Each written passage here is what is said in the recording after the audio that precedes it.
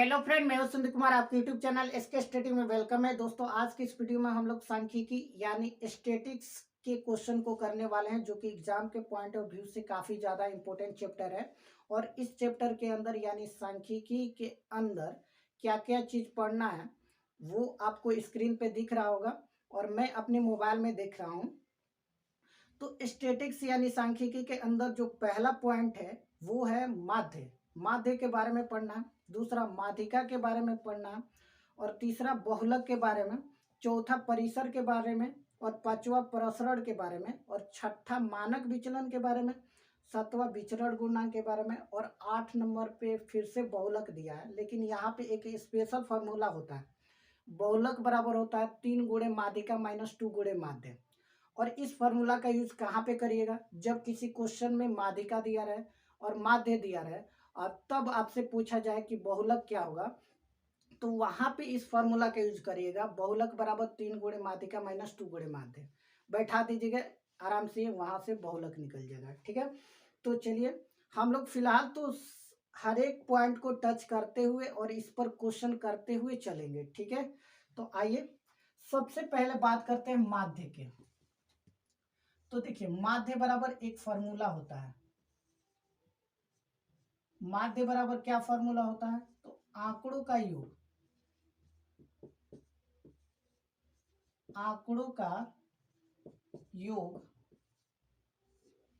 बट्टा आंकड़ों की संख्या।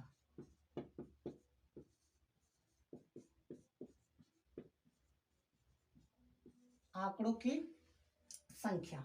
माध्य बराबर क्या होता है? आंकड़ों का योग बट्टा आंकड़ों की संख्या। ठीक है, अगर आपको कहा जाए कि 10 संख्याओं का माध्य क्या होगा, तो 10 संख्या को जोड़िए और 10 से क्या कर दीजिए, भाग कर दीजिए, तो माध्य निकल जाएगा। 15 संख्याओं का माध्य क्या होगा, तो 15 संख्याओं को जोड़िए, 15 से भाग कर दीजिए, माध्य निकल जाएगा। तो चलिए पहला क्वेश्चन इस पर करते हैं। देखिए, पहला जो क्वेश्चन है आपको स्क्रीन पर दिख रहा होगा। पहला क्वेश्चन है कि संख्या 4, 1, 1, 6, 2 और 7 का माध्य क्या होगा। तो माध्य बराबर तो आपको फॉर्मूला तो पता ही हो गया कि माध्य बराबर आंकड़ों का योग बटा आंकड़ों की संख्या।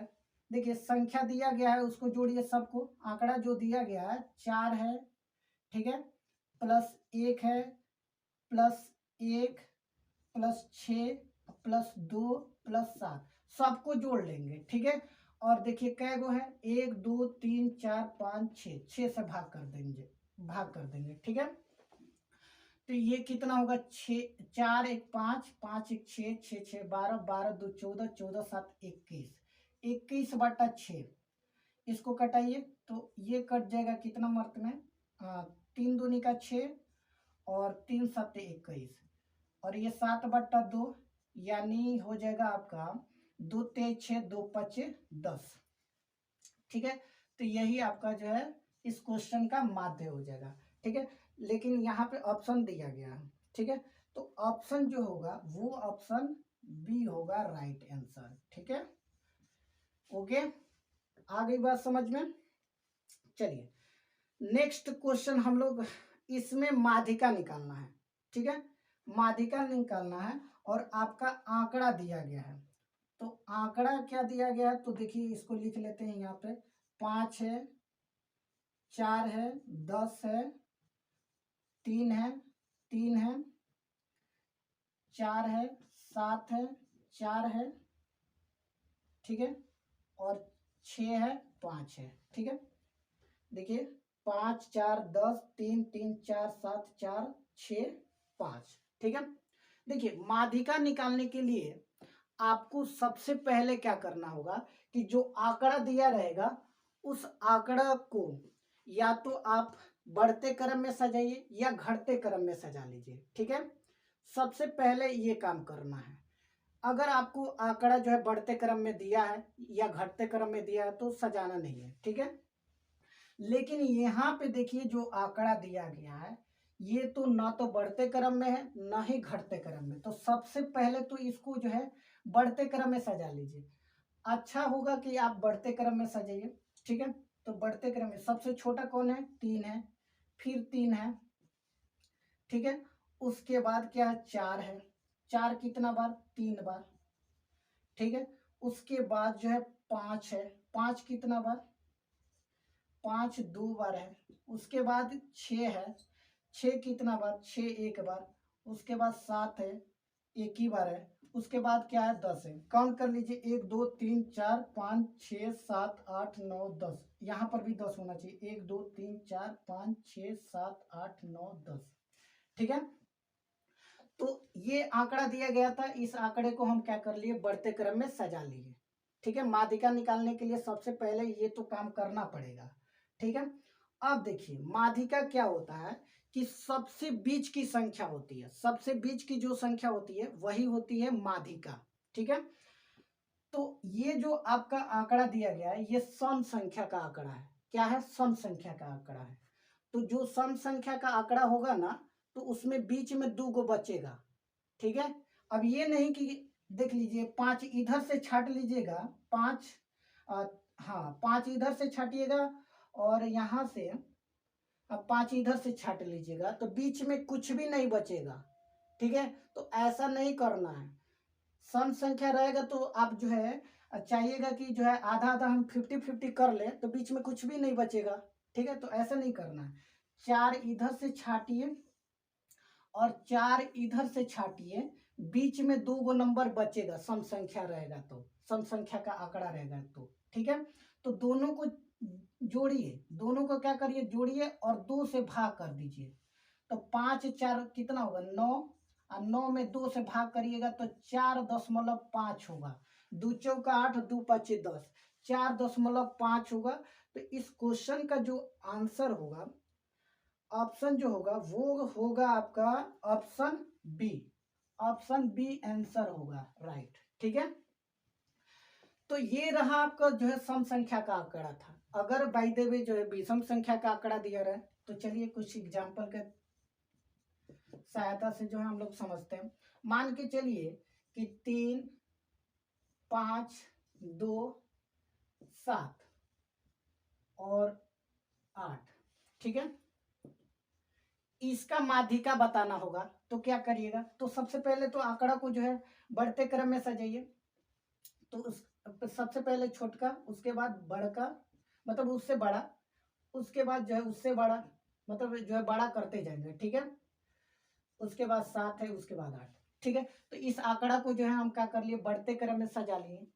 अब देखिए ये जो है विषम संख्या का आंकड़ा है, तो 2 इधर से छाट लीजिए, 2 इधर से छाट लीजिए, बीच में जो नंबर बचेगा वही माध्यिका हो जाएगा, वही क्या हो जाएगा, माध्यिका हो जाएगा। ठीक है। तो इस आंकड़ा का आंसर क्या हो जाएगा, 5 हो जाएगा। इस आंकड़ा का आंसर क्या हो जाएगा, 5 होगा, जो कि माध्यिका होगा। ठीक है। तो आई होप कि दोस्तों ये चीज आपको समझ में आ गया होगा। ठीक है। माध्यिका कैसे पता करना है, तो कोई भी आंकड़ा दिया रहेगा तो उसको सबसे पहले बढ़ते क्रम में सजा लेंगे, और इधर से जितना छाटेंगे उतना ही इधर से भी छाटेंगे, और बीच में नंबर जो बचेगा वही माध्यिका हो जाएगा।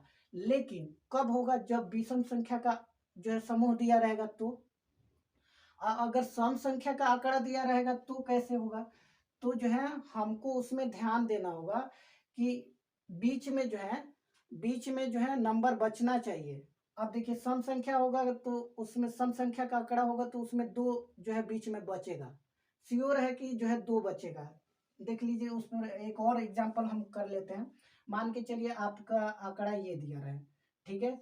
ये दिया रहा है। ठीक है। ये आंकड़ा दिया रहा है, ये आंकड़ा दिया रहा है। ठीक है। तो ये जो आंकड़ा है ये बढ़ते क्रम में है ऑलरेडी। ठीक है। तो इसको सजाना नहीं है। अब देखिए अगर हम इधर से 3 छाट लेते हैं, इधर से 3 छाट लेते हैं, तो बीच में कुछ भी नहीं बचेगा।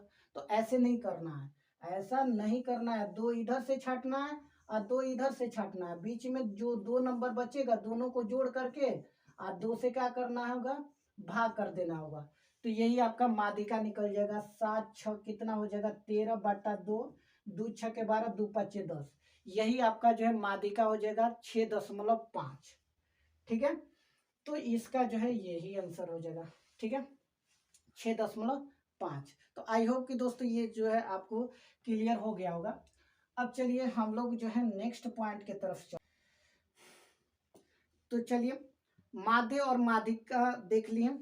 बहुलक और परिसर, ये दोनों को एक साथ हम लोग देखते हैं, बहुलक और परिसर को। ठीक है, तो बहुलक देखिए, बहुलक क्या होता है कि आंकड़ा में सबसे जो जितना बार आया होगा ना, मतलब आंकड़ा दिया रहेगा उसमें देखना होगा कि जो सबसे ज्यादा बार आया होगा ना वही हो जाएगा बहुलक। वो जो है उस आंकड़ा का क्या हो जाएगा, बहुलक हो जाएगा। ठीक है, और परिसर क्या होगा, तो परिसर के लिए एक फार्मूला होता है, छोटा मोटा फार्मूला होता है, बड़का माइनस छोटका। परिसर बराबर बड़का माइनस छोटका, मतलब आंकड़ा में देख लेना है कि सबसे बड़ा कौन है और सबसे छोटा कौन है, बड़का में से छोटका को घटा देना है, परिसर निकल जाएगा। ठीक है, चलिए सबसे पहले इस पर क्वेश्चन करते हैं। ठीक है, देखिए बहुलक निकालना है, ये आंकड़ा दिया गया है, इस आंकड़ा का बहुलक निकालना है। 3 है, 12 है, 4 है, 6 है, 8 है और 5 है, 4 है। ठीक है, इसका बहुलक बताना है। तो देख लीजिए आंकड़ा में जो सबसे ज्यादा कौन आया है, तो सबसे ज्यादा बार जो है ना वो 4 आया है। सबसे ज्यादा बार कौन आया है, 4 आया है। तो इसका आंसर क्या हो जाएगा, 4 हो जाएगा। ठीक है, इस आंकड़ा का जो है बहुलक कितना हो जाएगा, 4 हो जाएगा। ठीक है, ओके। अब चलिए इसी पे देख लेते हैं परिसर।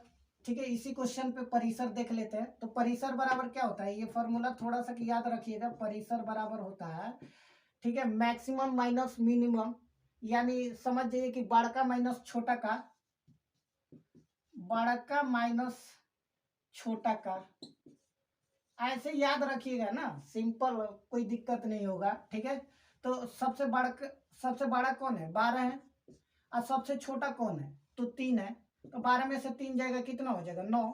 ठीक है, तो जो है ना अगर आपका जो है ना ये आंकड़ा दिया रहे और इस आंकड़ा का जो है परिसर पूछे ना, तो बड़का माइनस छोटा का, कोई भी आंकड़ा दिया रहे, कोई भी आंकड़ा दिया रहे और उस आंकड़ा का परिसर निकालने के लिए कहा जाए, तो बड़का माइनस छोटा, देख लीजिए सबसे बड़ा कौन है और सबसे छोटा कौन है, माइनस कर दीजिए, वही निकल जाएगा। ठीक है, परिसर। अब बहुलक निकालना है, तो आंकड़ा दिया रहेगा और उसमें देखना होगा कि सबसे ज्यादा मर्त कौन आया है, मतलब सबसे ज्यादा बार कौन आया है, वही उस आंकड़ा का बहुलक हो जाएगा। ठीक है, तो आई होप कि दोस्तों ये समझ में आ गया होगा। अब आ जाइए, अब जो है आपको पढ़ना है वो है परसरण और मानक विचलन। ठीक है, परसरण और मानक विचलन। तो चलिए उन, हाँ, दोनों को हम लोग एक साथ लेकर के चलते हैं। ठीक है, तो देखिए मानक विचलन, मानक विचलन, ठीक है, और परसरण में एक संबंध होता है। मानक विचलन बराबर होता है अंडर रूट परसरण, अंडर रूट परसरण। ठीक है, चूंकि मानक विचलन पॉजिटिव होता है और कोई भी संख्या अगर रूट में रहे तो वो माइनस और प्लस दोनों में निकलता है, इसलिए इसके दोनों तरफ क्या लगा देंगे, मोड लगा देंगे। ठीक है, मोड लगा देने से क्या होता है कि जो संख्या रूट में रहती है वो रूट से बाहर निकलती है तो हमेशा पॉजिटिव में निकलती है। ठीक है, यानी प्लस में निकलती है। ठीक है, तो मानक विचलन हमेशा प्लस में होता है। ठीक है, अब देखिए, अब जो है परसरण बराबर क्या हो जाएगा, परसरण, परसरण बराबर क्या हो जाएगा, तो ये रूट आकर के इधर स्क्वायर चढ़ा देगा, तो मानक विचलन का स्क्वायर हो जाएगा, मानक विचलन का स्क्वायर हो जाएगा। ठीक है, तो परसरण बराबर हो जाएगा मानक विचलन का स्क्वायर। ठीक है, तो चलिए इस पर क्वेश्चन करते हैं। आपका जो है वो आपका पहला क्वेश्चन है वो देख लीजिए। ठीक है,